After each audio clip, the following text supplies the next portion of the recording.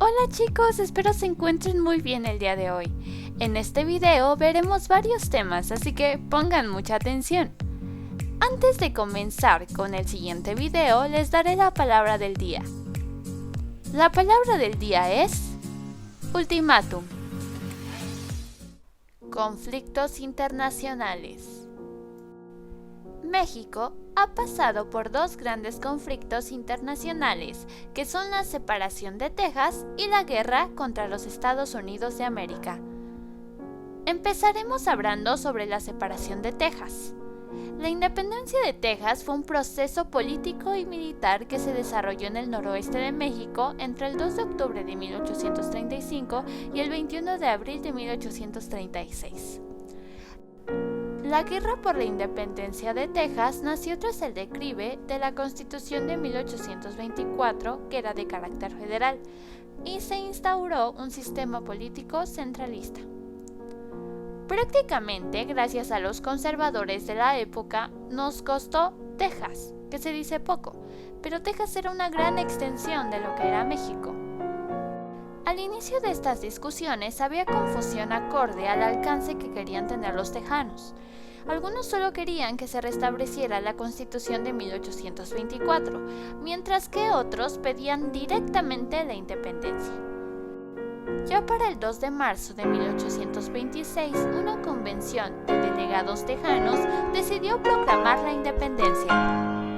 Sin embargo, esto no fue reconocido por el gobierno mexicano, que envió un ejército y logró derrotar a los rebeldes y así establecerse en el territorio tejano.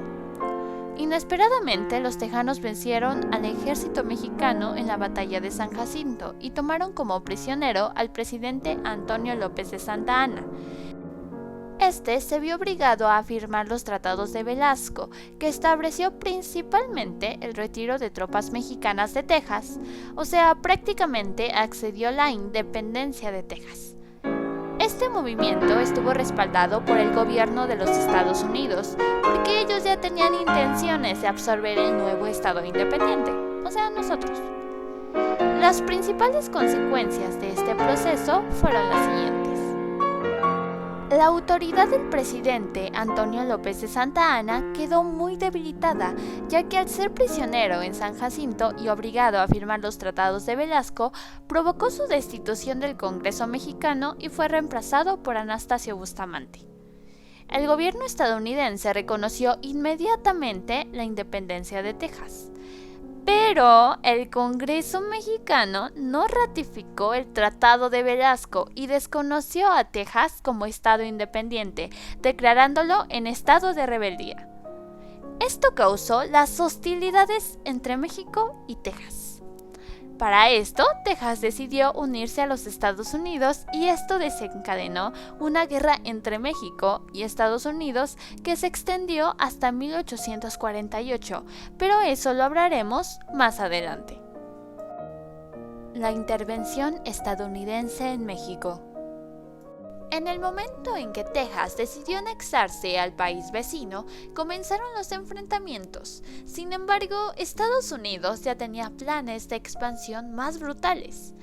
Esta guerra, en 1846, puso en evidencia que después de 25 años de vida independiente, México seguía siendo un país inestable, ya que si bien un factor fue la ambición y el expansionismo de Estados Unidos, tampoco ayudó la desorganización y conflicto que tenían los distintos grupos políticos en México.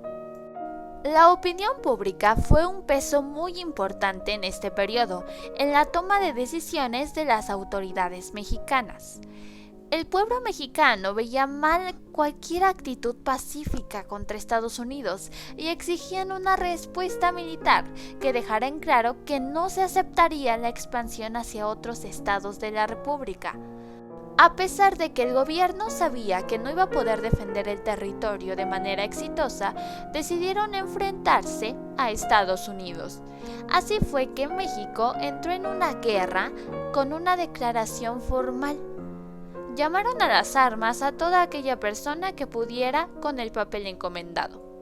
Sin embargo, la ocupación de Veracruz por los estadounidenses y sus triunfos militares que culminarían con la ocupación de la Ciudad de México el 14 de septiembre de 1847 modificarían el sentido de optimismo.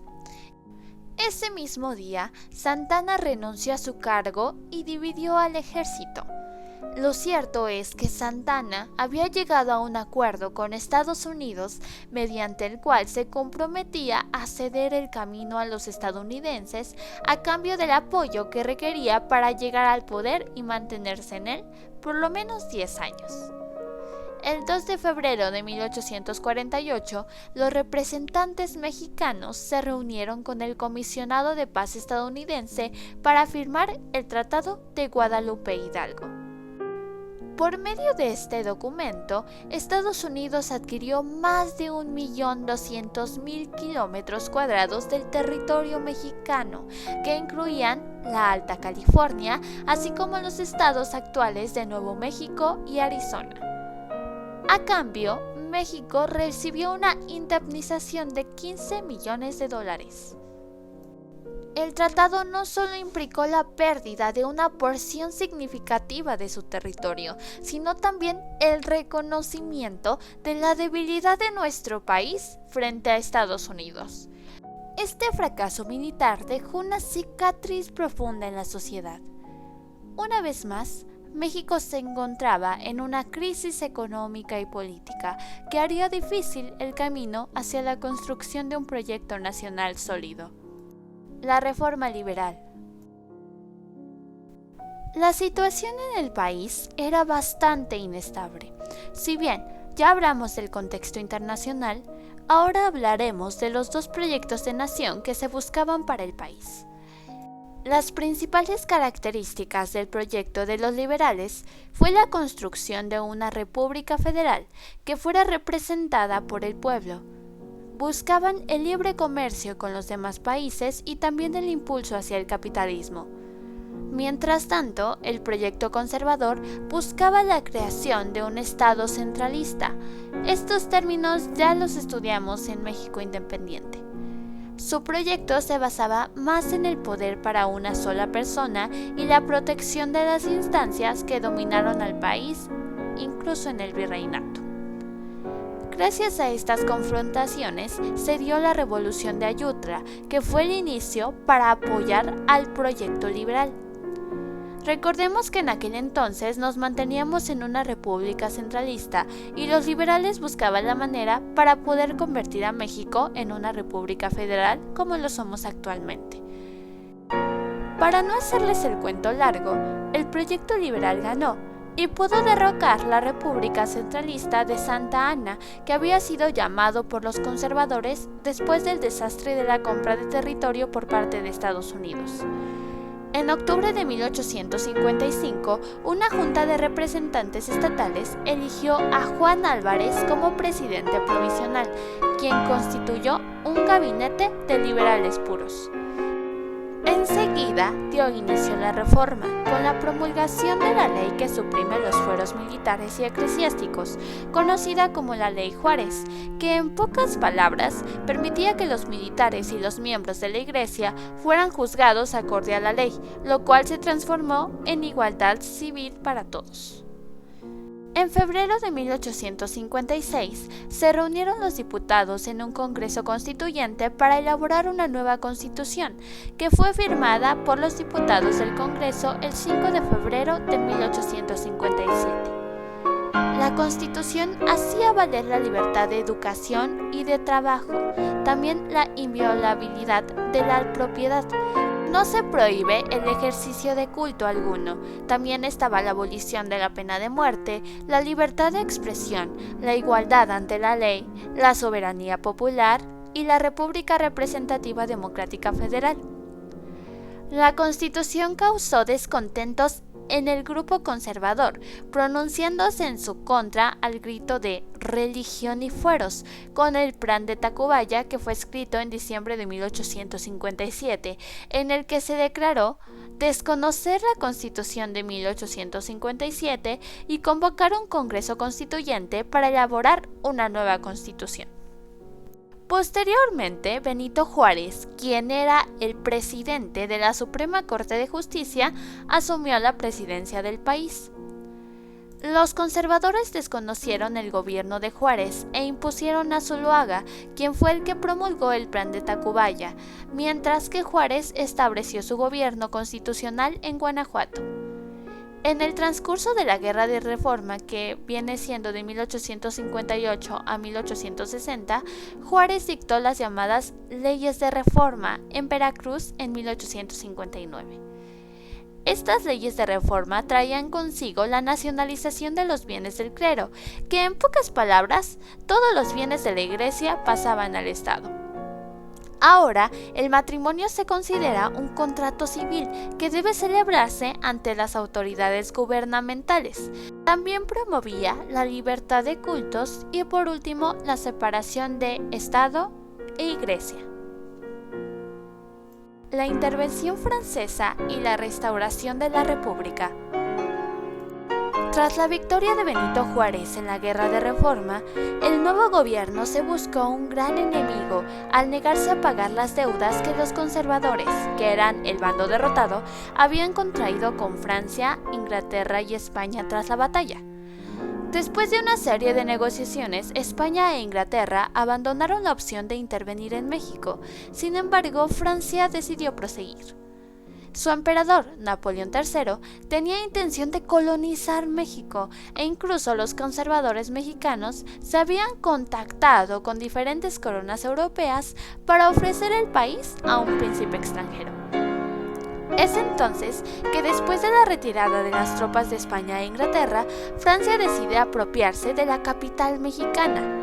Los conservadores apoyaron estas acciones, así que estaban respaldados por ciertos sectores de la población mexicana. El ejército mexicano respondió rápidamente y logró que el ejército se quedara detenido en Puebla. Aquí nace la Batalla de Puebla del 5 de mayo de 1862, donde el general Ignacio Zaragoza y su ejército le ganó a los franceses. Hay que tener en cuenta que el ejército francés estaba consolidado por 6,000 hombres y el mexicano constaba de 4,000. Este acontecimiento alentó la esperanza del gobierno para poder ganar la guerra. Esta batalla detuvo el avance francés por el interior de México. El periodo de estancamiento de la guerra se prolongó hasta 1863, cuando el emperador Napoleón III mandó cerca de 28,000 hombres para poder llegar a la capital mexicana. Para el siguiente enfrentamiento en Puebla, Francia ya había ganado, por lo tanto, para el 10 de junio, el ejército francés ya caminaba por las calles de la Ciudad de México. Sin embargo, este ejército dio órdenes de respetar las leyes de Juárez en cuanto a la nacionalización de los bienes de la Iglesia y la libertad de culto. Los franceses crearon una junta provisional de gobierno donde se le ofreció el trono a Maximiliano de Habsburgo, que posteriormente aceptó convertirse en emperador de México. Para sorpresa de los conservadores, desde el principio, Maximiliano llevó una política dirigida al apoyo de los liberales. En otro punto, las fuerzas del gobierno republicano continuaban resistiendo la guerra francesa en muchos puntos del país. El Segundo Imperio intentó organizar fuerzas armadas, pero no tuvieron mucho éxito. Al final, el ejército mexicano había aumentado considerablemente. Sin embargo, tras varios acontecimientos internacionales, Napoleón III retiró sus tropas abandonando a Maximiliano a su suerte. Para 1867, Maximiliano cayó con todo y su gobierno, que no necesariamente era malo. El 19 de junio, Maximiliano fue fusilado. La restauración de la República. La restauración de la República o la República restaurada es el periodo que va desde el triunfo de los liberales encabezados por Juárez en la intervención francesa y el Segundo Imperio y abarca los gobiernos de Juárez que van de 1867 a 1872 y el gobierno de Sebastián Lerdo de Tejada que fue de 1872 a 1876.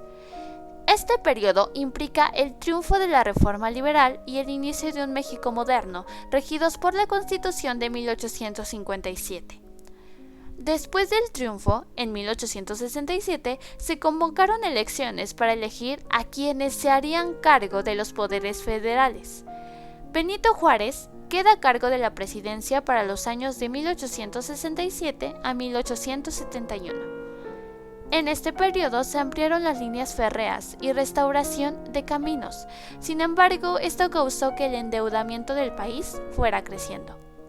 La manutención del ejército fue un problema bastante grave, por lo tanto, Juárez despidió aproximadamente a 20,000 soldados, provocando desempleo y un aumento en la inseguridad. En 1868 fundó la Escuela Nacional Preparatoria con el objetivo de suprimir la educación religiosa y así poder basarla en la ciencia. Para 1872, Benito Juárez fallece de un paro cardíaco, dejando al poder a Sebastián Lerdo de Tejada.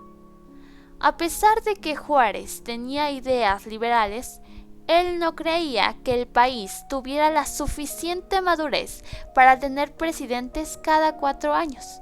Por eso, permaneció 15 años en el poder. No todo es como lo pintan, chicos. Juárez estuvo en el poder mucho más tiempo, más de lo que se le tenía permitido.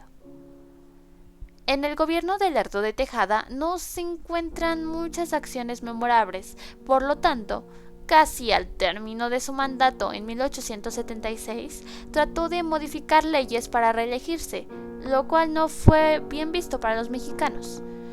Es aquí donde entra el general Porfirio Díaz con el plan de Tuxtepec, que buscaba destituir al gobierno de Tejada. Sebastián renunció al poder después de que las Fuerzas Armadas de Porfirio Díaz ganaran la batalla de Tecuac en el estado de Tlaxcala en 1876.